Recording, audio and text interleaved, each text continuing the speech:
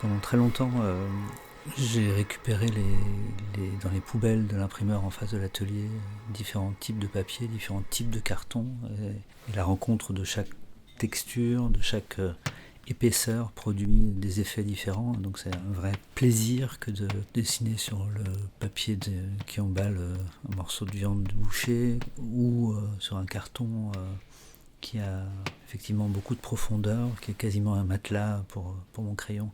Donc là, sur la pierre, on est bizarrement, sur quelque chose d'une texture très très douce, presque de la peau. Il y a quelque chose de... C'est extrêmement sensuel, très, très doux, très délicat.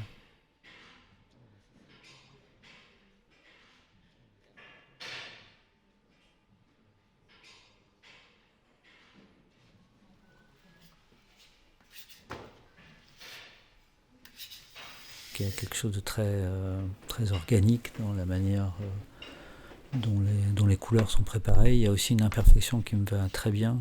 Il y a une impossibilité de reproduire quelque chose qui a été fait la veille.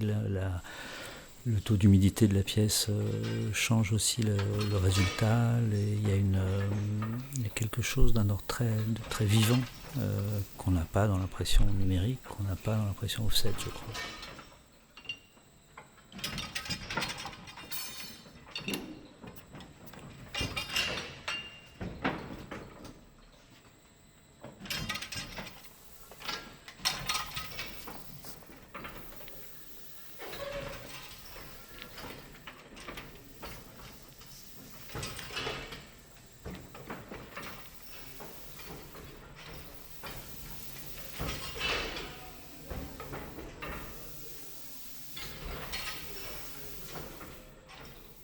Le dessin n'est pas préparé, je ne sais pas ce que je veux faire. C'est à l'image d'une marche qui me paraît assez juste, les traits s'accumulent et au bout d'un moment, il s'avère que c'est fini.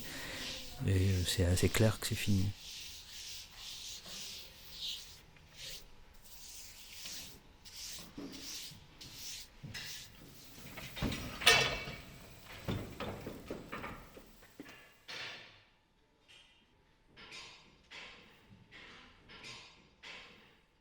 Ce que j'aime dans le dessin, c'est le fait d'obtenir un résultat, par opposition au fait des designers, où effectivement c'est des années d'attente entre le point de départ et le fait que quelque chose existe physiquement, qu'on peut manipuler, ou sur lequel on peut s'asseoir. Il faut beaucoup de temps.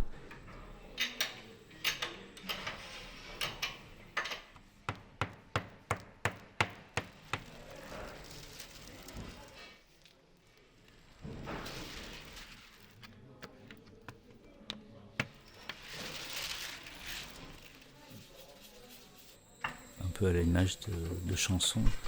Ces dessins circulent et donc que ça puisse participer de la vie de quelqu'un qui m'est inconnu, mais c'est très réconfortant.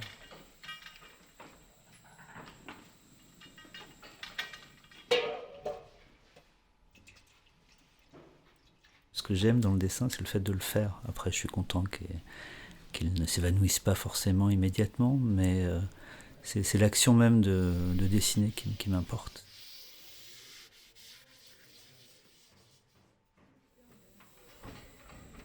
S'il y a une destination, s'il y a pour laquelle je ne réfléchis jamais, si j'ai la chance de pouvoir aller, c'est vraiment le Japon. Il y a ce sens très aigu de la lecture des détails, de la compréhension des choses simples, mais pas pensées ou imaginées de manière simpliste.